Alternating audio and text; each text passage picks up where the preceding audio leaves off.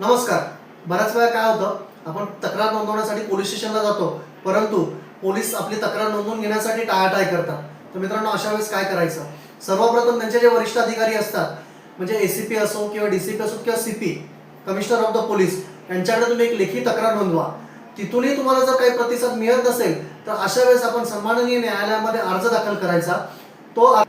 आपण तो अर्ज भारतीय नागरी सुरक्षा संहितेचे कलम 175/3 नुसार सन्माननीय न्यायालयामध्ये आपण अर्ज दाखल करून न्यायालयाकडनं पोलिसांना एफआयआर दाखल करून घेण्याचे आदेश आपण सन्माननीय न्यायालयाकडनं प्राप्त करून घेऊ शकता.